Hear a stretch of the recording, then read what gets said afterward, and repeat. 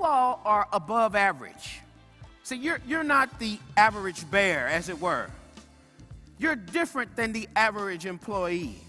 So many of you probably repeated winning behaviors, whether you got the right inputs or not. That's why you're leaders. That's why you're different.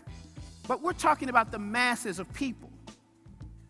18,000 plus people that work in your organization, they may not have the same drive, the same tenacity. They may not have as thick a skin as do you, the leadership. So that's why I want you to think about how you can create an atmosphere of trust. Because if I, the employee, trust you, you're going to get a whole lot more from me.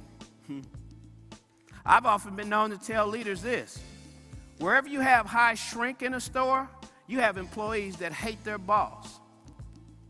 Because if an employee at least likes you, he'll let you know somebody's robbing you blind.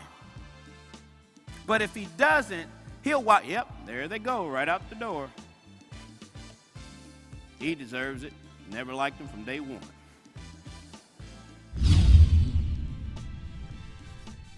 Your ability to motivate, inspire, work with, develop, and transform every person on your team is a gateway and opening, a bridge to hundreds of new customers. That's how you got to view employees. Who is it that moves the merchandise from the truck to the shelf? Who would that be? People. Wouldn't it be nice if you have some self-loading merchandise, right? The merchandise got itself on the truck, right? Stacked itself up, jumped off the truck, jumped on the shelf and said, "Buy me, baby." Wouldn't that be grand? Gang, you are in the people business. Please don't ever forget that. Whether you're doing $3 billion a year or $30 billion a year or $300 billion a year like 4 or 5 companies have been able to do on this planet, you are in the people business. I worked with a manager once who grew up in Connecticut.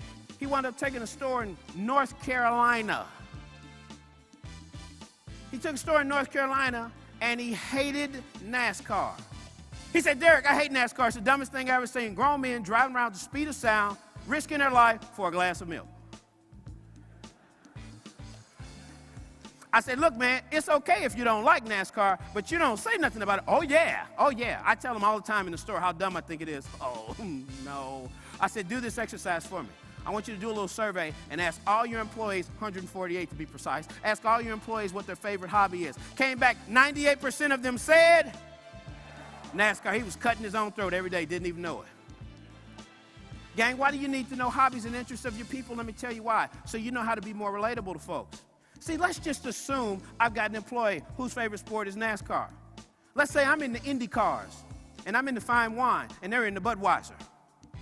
See, if I need to make a point, I'm not going to use an example. "Yes, the Moldavi wine grapes that ferment often apply to issues you will find with your employee." What? Man, you need to break that thing down. "All right, now when Jimmy got up in that turn and Dale Jr. popped him high, Tony shot down beneath him. That's what we're trying to do in the store." I got you. See, gang, people need examples that they can relate to. Great leaders know that. Gang, here are 2 tips that are going to change your sales overnight. Very simple. 2 tips. Number 1, ask your people what motivates them. Ask them. Do not assume.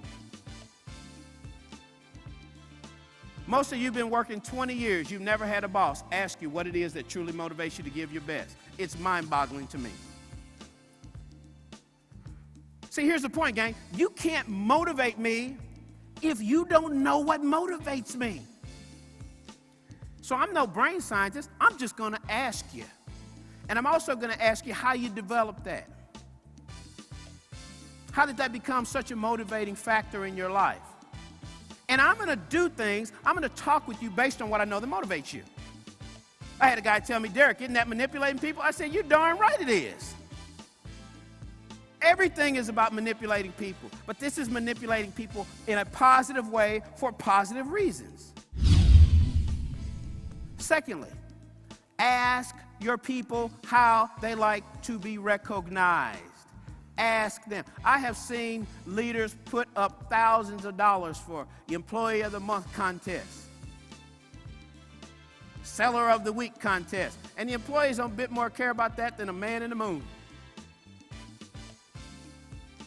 I got a client, the person told me he's got an employee who's one of his top people, and the guy said, man, if I hit this sales mark, if you would just do a taco bar at lunch.